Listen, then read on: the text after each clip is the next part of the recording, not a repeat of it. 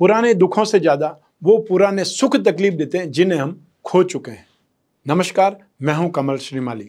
आप सभी का बहुत बहुत स्वागत करता हूं आपके अपने चैनल में। और मासिक राशिफल जुलाई 2022 के इस विशेष एपिसोड में, ये एपिसोड मिथुन राशि के लिए है और ये राशिफल आपकी राशि, नाम राशि अर्थात मून साइन पर आधारित है। हर मासिक राशिफल में हम बहुत सारे सेक्टर्स पर विश्लेषण करते हैं और इस बार भी सबसे पहले आपके इनकम और इन्वेस्टमेंट पर, फिर आपके परिवार के सुख पर, शिक्षा और संतान सुख, उसके बाद में आपका स्वास्थ्य और आपके शत्रु, फिर गृहस्थ सुख, संतान सुख और उन लोगों के बारे में भी जिनकी कोई गहरी फ्रेंडशिप चल रही है, और फिर विशेष रूप से विश्लेषण करेंगे आपके जॉब, प्रोफेशन, कैरियर या बिजनेस के बारे में। और अंत में मैं आपको बतलाऊंगा मासिक राशिफल जुलाई 2022 के वो उपाय जिससे इस राशिफल को आप अपने लिए ज़्यादा अनुकूल या लाभदायक बना सकते हैं, नेगेटिविटी से दूर हो सकते हैं।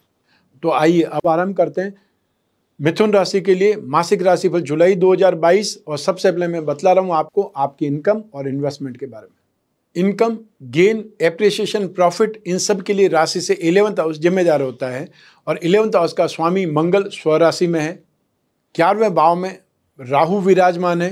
तो ऐसी स्थिति में जो लोग दिमाग से काम करते हैं या प्लानिंग से काम करने वाले लोग ज़्यादा यहाँ पर गेन पाएंगे, ज़्यादा सफल रहेंगे। तो ऐसी स्थिति में आपसे भी यही रिक्वेस्ट है कि आप प्लानिंग के साथ में काम करें, दिमाग का ज़्यादा इस्तेमाल करें तो आपको फ़ायदा ज़्यादा मिलेगा। जो आपकी कामना है वो जल्दी पूर्ण हो सकती है।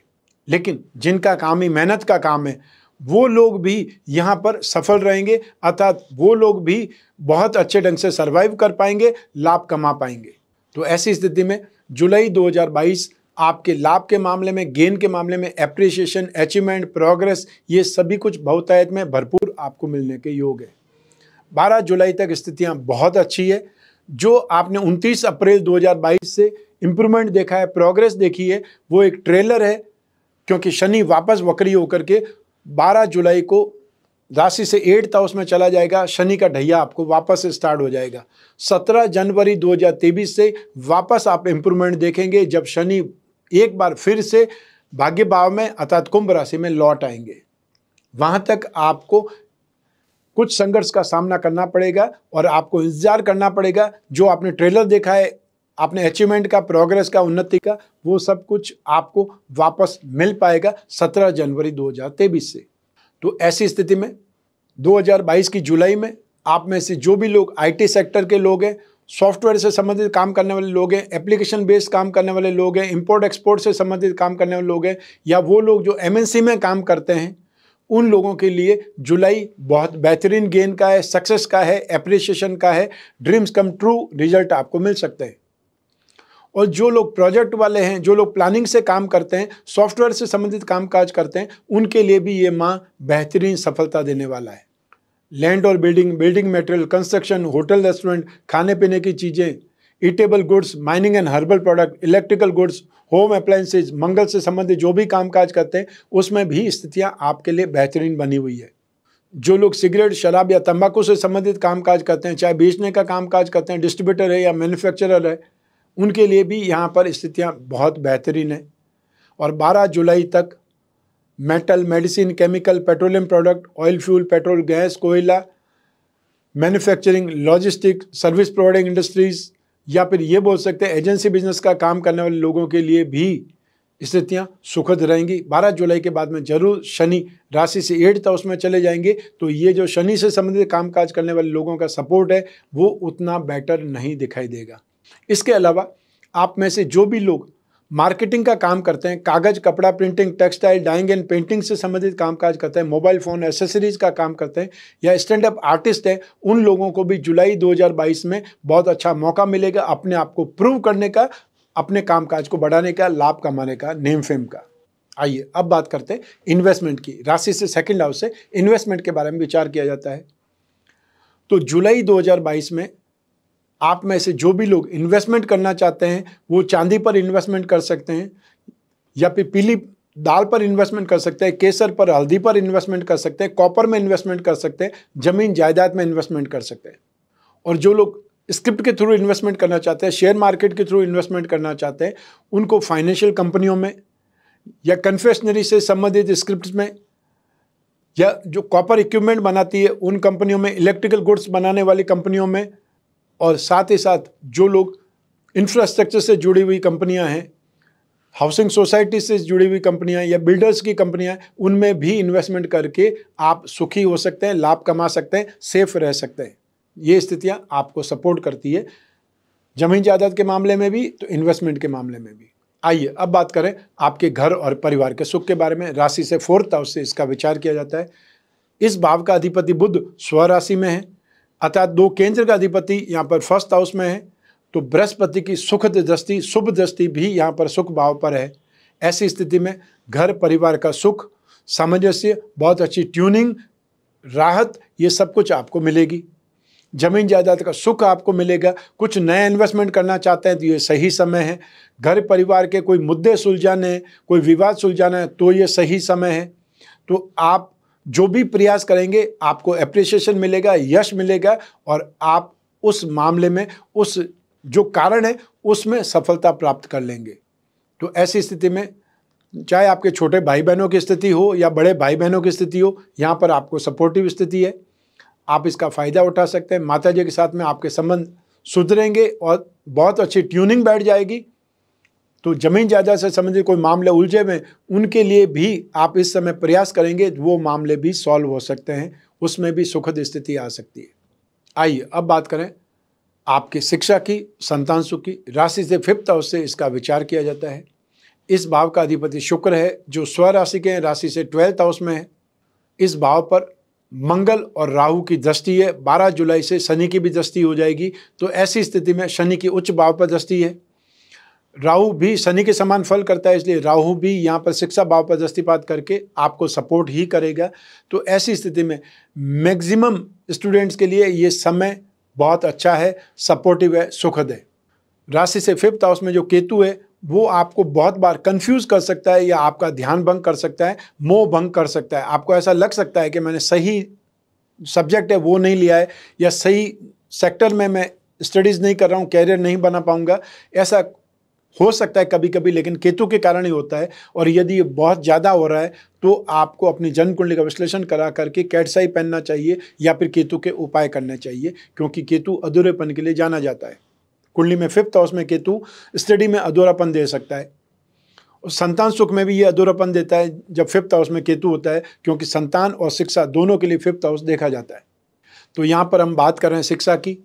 तो ऐसी स्थिति में आप में से जो भी लोग IT सेक्टर के स्टूडेंट्स हैं, सॉफ्टवेयर के स्टूडेंट्स हैं, रिसर्च के स्टूडेंट्स हो सकते हैं, सिविल इंजीनियरिंग, मेडिकल और नॉन मेडिकल, तो साथ साथ में कंप्यूटर इंजीनियरिंग से संबंधित हो सकते हैं, एग्रीकल्चर के स्टूडेंट्स हो सकते हैं, उन सभी लोगों के लिए, और साथ साथ में लॉ के स्टूडेंट इस समय काल में बहुत सपोर्ट पाएंगे। उनका कंसंट्रेशन बढ़ेगा और उनकी काबिलियत, हुनर, नॉलेज, ये सब कुछ उनको बहुत कॉन्फिडेंस देगी। 12 जुलाई से जब शनि की दृष्टि आ जाएगी, शनि के उच्च भाव पर दृष्टि आ जाएगी, तो ऐसी स्थिति में मेडिकल और नॉन मेडिकल के स्टूडेंट्स अपने आप में सपोर्टिव स्थिति में आएंगे, या उनको बहुत सपोर्ट मिलेगा, उनके डाउट्स क्लियर होंगे, उनकी नॉलेज और ग्रास्पिंग की स्ट्रेंथ बढ़ जाएगी। और फिर mechanical engineering, chemical engineering, aviation, research, इससे संबंधित स्टूडेंट्स के लिए भी समय बेटर स्टार्ट हो जाएगा। चाहे शनि का ढैया होगा, लेकिन शनि की जो दृष्टि है अपनी उच्च राशि पर दृष्टि होगी, उसका फायदा भी आपको मिलेगा।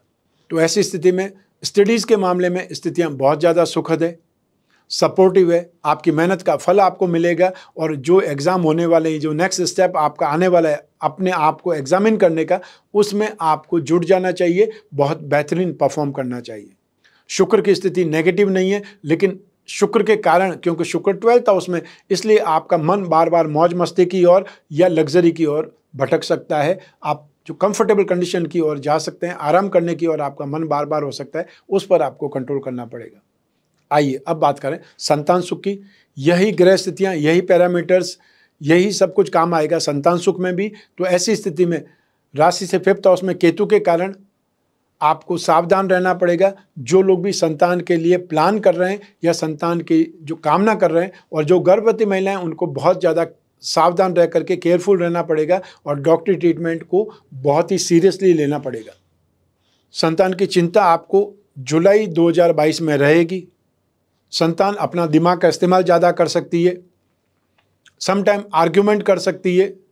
मंगल की जब तक दृष्टि रहेगी वहाँ तक आपको ऐसा लगेगा कि वो हाइपर होने की कोशिश कर रही है, लेकिन उसके बावजूद भी यहाँ पर सही ढंग से विचार विमर्श करने से, सही ढंग से बात करने से आपको समस्या का हल भी नजर आएगा और उनके अंदर से भी फ्रस्ट्रेशन निकलने का।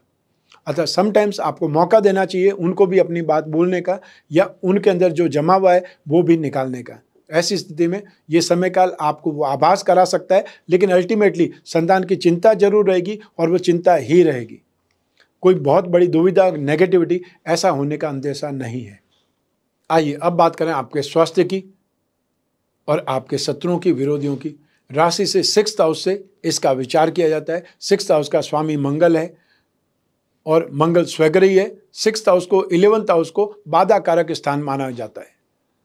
तो ऐसी स्थिति में बृहस्पति की दृष्टि, 12 जुलाई तक शनि की दृष्टि, मंगल की अपनी स्वराशि पर दृष्टि, ये सब कुछ आपको सेफ रखेंगे, लेकिन उसके बावजूद भी आप चोट, दुर्घटना, ब्लड इन्फेक्शन या ब्लड प्रेशर से संबंधित जो भी मरीज हैं उनको बहुत ज़्यादा सावधान रहना पड़ेगा। सावधान रहने का अर्थ है उन एक्टिविटीज से आपको दूर रहना पड़ेगा जिनसे आपको गुस्सा आ सकता है, जिनसे आपका ब्लड प्रेशर बढ़ सकता है। हालांकि बृहस्पति की जो दृष्टि है रोग भाव पर वो आपको काफ़ी कुछ बचाएगी। मंगल की भी स्वराशि पर दृष्टि है वो भी बचाएगी, लेकिन उसके बावजूद भी शनि की जो दृष्टि है वो ब्लास्टिंग करेगी, अर्थात आपका गुस्सा उफान पर आएगा, आप अपने आप पर काबू नहीं रख पाएंगे और ऐसी स्थिति में समस्याएं आ सकती है। आइए अब बात करें आपके शत्रुओं की और विरोधियों की। कोई न कोई चोट या दुर्घटना के कारण आपको भरपाई करनी पड़ सकती है, नुकसान की भरपाई करनी पड़ सकती है। मान लीजिए आपने ध्यान नहीं रखा और आपने किसी गाड़ी को टक्कर मार दी, उसको भी नुकसान हो गया, आपका तो नुकसान वही हुआ, तो आपको उसके नुकसान की भरपाई करनी पड़ सकती है और उसमें कानूनी मामले उलझ सकते हैं। हाइपर नहीं होना है, लड़ाई झगड़ा नहीं करना है, मारपीट नहीं करनी है, अपना रुतबा नहीं बताना है। सड़क पर हर किसी को अपना विजिटिंग कार्ड देने की ज़रूरत नहीं है। आप कौन है, आप नहीं जानते मैं कौन हूँ, आपको क्या बताने की ज़रूरत है। आपने गलती की है, आपको उसका नुकसान भरना चाहिए और सीधा सीधा अपने रास्ते पर चलना चाहिए, वो सबसे ज़्यादा सही है। तो ऐसी स्थिति में जुलाई 2022 में आपको नेगेटिविटी एक्टिविटीज से दूर रहना है, अन्यथा प्रॉब्लम खड़ी हो सकती है। स्पेशली 12 जुलाई तक ज़्यादा सावधान रहना है। आइए अब बात करें आपके दाम्पत्य सुख की, गृहस्थ सुख की और साथ ही साथ उन लोगों की भी जिनकी कोई गहरी फ्रेंडशिप चल रही है। लेकिन पहले हम बात करेंगे दाम्पत्य सुख की। राशि से 7वें भाव से इसका विचार किया जाता है। 7वें भाव का अधिपति बृहस्पति है जो कि आपकी राशि से केंद्र में विराजमान है, 10वें भाव में विराजमान है। बृहस्पति की उच्च राशि पर, 2nd हाउस धन और संपत्ति पर या खानदान पर, परिवार सुख पर और रोग भाव पर दृष्टि है, इसलिए इन भावों से आपकी रक्षा होगी, सेफ्टी होगी। लेकिन 7वें भाव पर राहु की दृष्टि है और 12 जुलाई को शनि का ढैया वापस आने वाला है। ऐसी स्थिति में जो दाम्पत्य सुख की स्थिति, गृहस्थ सुख की स्थिति है, उसमें सामान्य स्थिति में कुछ बदलाव आएगा, कुछ गलतफहमियां उत्पन्न होने लगेगी, घर का वातावरण कुछ डिस्टर्ब सा दिखाई देगा या मेंटली हैरेसमेंट से आप भी फ्रस्ट्रेट हो जाएंगे और जो नहीं बोलना चाहिए वो बोल सकते हैं, अपनी भड़ास निकल सकती है, आर्ग्यूमेंट हो सकते हैं और आर्ग्यूमेंट होने से फिर कटुता बढ़ती है, मनमुटाव की स्थिति आ जाती है, वो हो सकती है। तो ऐसी स्थिति में यहाँ पर आपको सावधान ज़्यादा रहना पड़ेगा, शनि के उपाय करने पड़ेंगे। अतः शनि का ढैया जो ही आरंभ हो जाता है आपको शनि के ढैया उससे पहले ही उपाय आरंभ कर देने चाहिए। जिन लोगों की नई नई शादी हुई है उन लोगों के लिए समय काल अपनी परीक्षा का है कि स्थितियाँ कैसे बदल जाती है, उस पर ध्यान देना है और साथ ही साथ गलत फहमियों को हवा नहीं देनी है। मान लो कोई भी घर में आते हैं, 2 दिन के लिए कोई मेहमान ही आते हैं और आपके मन में या आपके जीवन साथी के मन में कोई बीज बो करके चले जाते हैं या घर परिवार वालों को कुछ बात सिखा करके चले जाते हैं, जैसा कि होता है हर घर में होता है। तो उन लोगों की मेंटेलिटी क्या है, उनका स्वार्थ क्या है, ये सब कुछ पहले आपको सोचना है, पहले डिसाइड करना है कि ऐसा क्यों बोला हुआ है और उसके पीछे उसका लॉजिक क्या है, उसका रीज़न क्या है और इससे हमारे जीवन पर क्या फ़र्क पड़ेगा। तो उतनी समझदारी अगर आपके और आपके लाइफ पार्टनर के बीच में है तो भली वो व्यक्ति 100 चीज़ें बोल करके चले जाएं आपके बारे में, आपको कोई फ़र्क नहीं पड़ने वाला है और फ़र्क पड़ना नहीं चाहिए दूसरों के कहने से। जो एडजस्टमेंट है, जो रिलेशनशिप है, जो आपका अपना सोचने का तरीका है, और जो एक दूसरे पर विश्वास है वो किसी और थर्ड पर्सन के बोलने से नहीं टूटना चाहिए।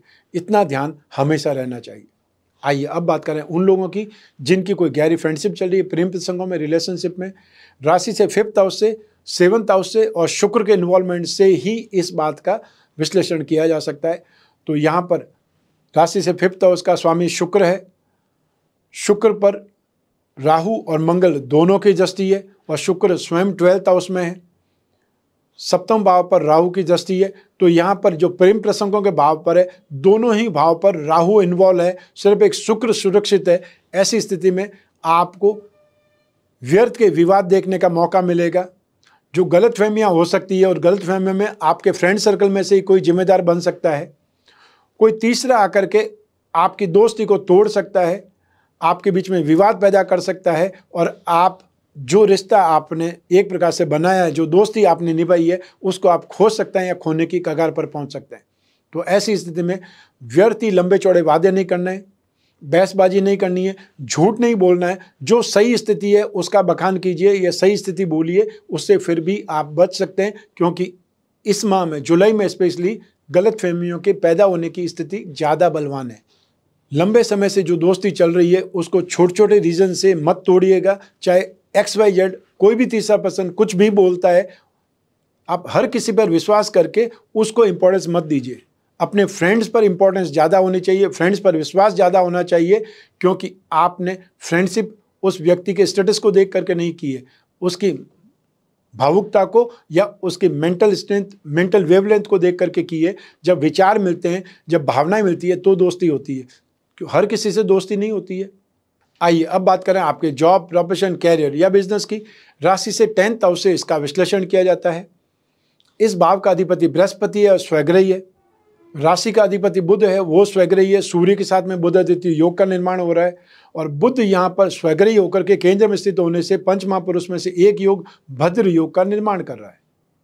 तो ऐसी स्थिति में आप देखिए कि हर राशि में कोई न कोई पंच महापुरुष में से महायोग होने वाला है। आप देखिएगा हर राशि में, चाहे वो मेष राशि में देखेंगे तो रोचक महायोग है, वृष राशि में देखेंगे तो मालवीय योग बन रहा है। यहाँ पर जो मिथुन राशि की अगर बात करेंगे तो आपको भद्र महायोग उपस्थित हो रहा है। मकर राशि में या कुंभ राशि में देखेंगे तो आपको रोचक महापुरुष योग का साथ दिखाई देगा और मीन राशि में आपको हंस महापुरुष का साथ दिखाई देगा। अतः जब जब केंद्र में स्व राशि के ग्रह होंगे उनसे संबंधित योग आपको उपस्थित होते दिखाई देंगे। तो हर राशि में आपको योगों की स्ट्रेंथ और योगों का नाम भी बता रहा हूँ। जो ज्योतिष सीखने वाले लोग हैं उनके लिए समय या उनके लिए यह विश्लेषण जरूर सीखने वाला है।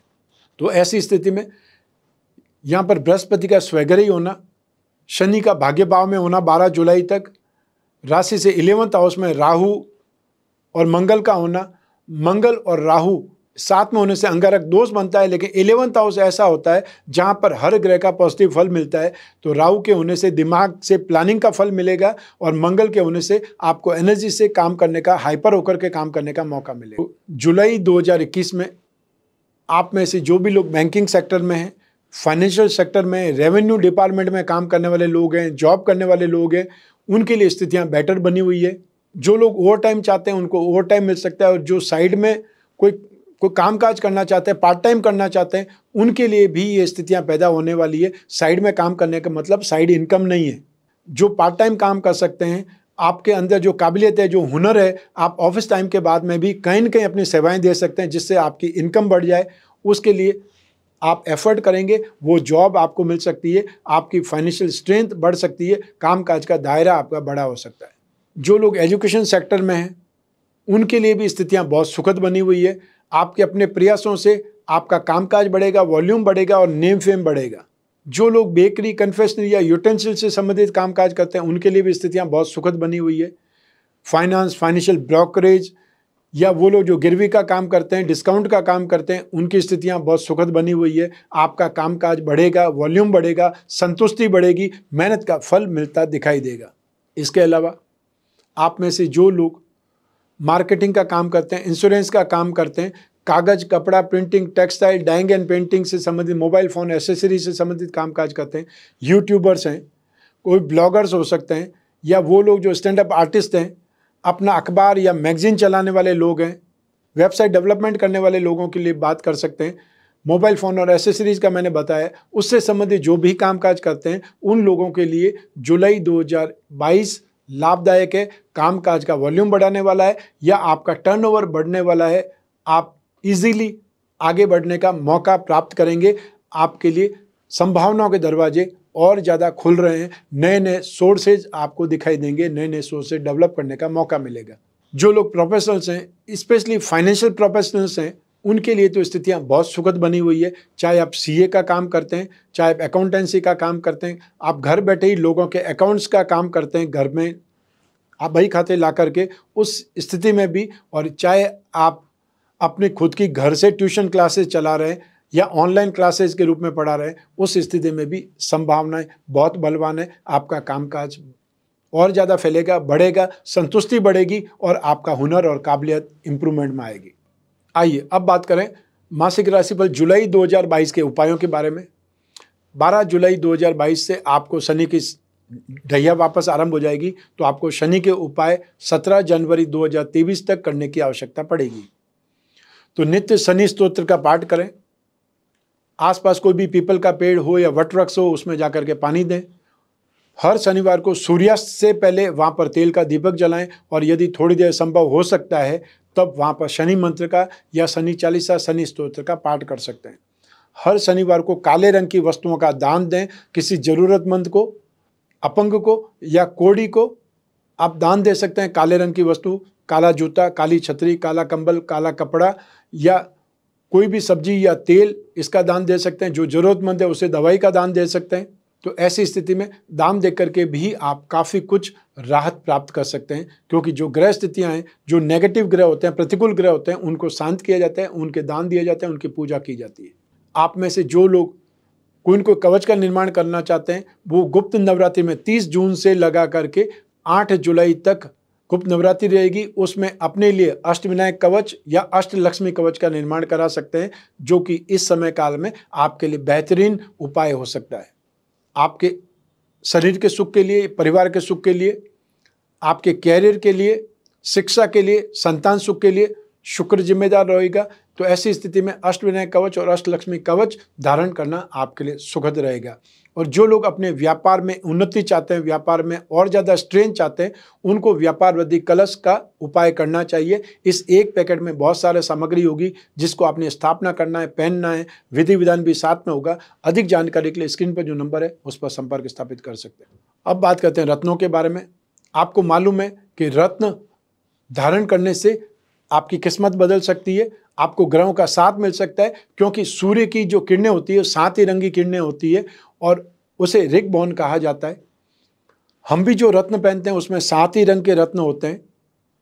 मुख्य जो ग्रह हैं वो भी 7 ही हैं। तो ऐसी स्थिति में आपके अपने जीवन में रत्नों के धारण करने से स्ट्रेंथ बढ़ती है, क्योंकि रत्नों में पावर होती है। इसीलिए राजा महाराजा से लगा करके आज की तारीख में धनवान लोग भी रत्न पहनते हैं। और कोई चीज़ का उपयोग तभी हो सकता है जब उसका लाभ है। कोई चीज़ का उपयोग नहीं है, आज तक किसी को आपने पहने देखा है? लोहे की रिंग भी अगर लोग पहनते हैं तो उनको ध्यान है शनि के 7.5 में, शनि के ढैया में इससे मुझे राहत मिलेगी, तो वो पहनते हैं, वरना लोहा कौन पहनता है? तो आप अपने जीवन में मिथुन राशि से संबंधित जो भाग्यवृद्धि रत्न लॉकेट है, उसमें हीरा, पन्ना और नीलम आपके जीवन का सुख, कैरियर का सुख और भाग्य का सुख प्राप्त करने के लिए धारण कर सकते हैं। और जो लोग अपने राशि के लक्ष्मी योगों को, धन योगों को बलवान बनाना चाहते हैं, वो अपनी राशि का लक्ष्मी योग रत्न लॉकेट धारण करें। उसमें 4 रत्न होंगे। तो इन भाग्यवृद्धि रत्न लॉकेट या फिर लक्ष्मी योग रत्न लॉकेट, इसके बारे में अधिक जानकारी स्क्रीन पर जो नंबर है उस पर संपर्क स्थापित कर सकते हैं। लेकिन संपर्क इंडियन स्टैंडर्ड टाइम में सुबह 10 बजे से शाम को 6 बजे तक करेंगे, तो कोई न कोई फ़ोन उठा करके बात करने वाला या जवाब देने वाला व्यक्ति मौजूद होगा। अन्यथा आप रात में जब ये कोई एपिसोड देख रहे हैं, क्योंकि एपिसोड तो अवेलेबल है चैनल पे, तो कोई भी व्यक्ति जब भी देखता है उसको लगता है उसी समय मैं फ़ोन कॉल कर सकता हूं। तो सुबह आप फ़ोन 6 बजे कर रहे हैं या आधी रात को फ़ोन कर रहे हैं, तो उस समय कोई फ़ोन उठाने वाला मौजूद नहीं होगा। ये राशिफल आपकी जन्म कुंडली में से एक ग्रह चंद्रमा को आधार बना करके मैंने बतलाया है। और ये राशिफल जनरल है, एक राशि के करोड़ों लोग हो सकते हैं, सब पर ये समान रूप से लागू हो ये संभव नहीं है। ऐसी स्थिति में आप अपनी जन्म कुंडली के संदर्भ में इस राशिफल को जान सकते हैं। जब समस्याएं ज़्यादा हो, भविष्य में झांकना हो, कोई बहुत बड़ा निर्णय लेना हो और यूँ भी वर्ष भर में एक बार अपनी जन्म कुंडली का विश्लेषण जरूर करवाना चाहिए। आप फेस टू फेस मिलना चाहते हैं तब भी, या घर बैठे टेलीफोनिक कंसल्टेंसी के माध्यम से भी अपनी समस्याओं का समाधान चाहते हैं, प्रश्न है, जिज्ञासा है, उसके लिए भी आप स्क्रीन पर दिए हुए नंबर पर संपर्क करके अपॉइंटमेंट फिक्स कर सकते हैं। आपकी कुंडली, आप और मैं, बीच में कोई तीसरा नहीं होगा। आप अपने पर्सनल से पर्सनल कोई भी सवाल होते हैं वो पूछ सकते हैं और निश्चिंत हो सकते हैं कि आपके अलावा या मेरे अलावा कोई तीसरा उसमें इन्वॉल्व नहीं है, ना उसको पता चलेगा, क्योंकि जो ही आपसे बातचीत हो जाएगी मैं खुद भी याद नहीं रखना चाहता कि किसकी क्या समस्या थी। जो डिस्कस है वो कुंडली पर होगा, आपकी कुंडली मेरे सामने होगी और उससे संबंधित जो भी आपके सवाल जवाब होंगे वो अपन डिस्कस करेंगे, विचार विमर्श करेंगे और उसके बाद जो उपाय होगा वो मैं लिख करके आपको व्हाट्सएप के माध्यम से या ईमेल के माध्यम से भेज दूंगा। ये निश्चिंत हो सकते हैं। मैं कामना करता हूं कि आप स्वस्थ रहें, प्रसन्न रहें और सुरक्षित रहें। अपना और अपने परिवार का बहुत बहुत ख्याल रखें, स्पेशली घर के छोटे छोटे बच्चों का और घर की महिलाओं का। आप सभी को मेरा नमस्कार, बहुत बहुत शुभकामनाएं। ईश्वर आपकी रक्षा करे, माँ भवानी आपकी रक्षा करे। बहुत बहुत धन्यवाद।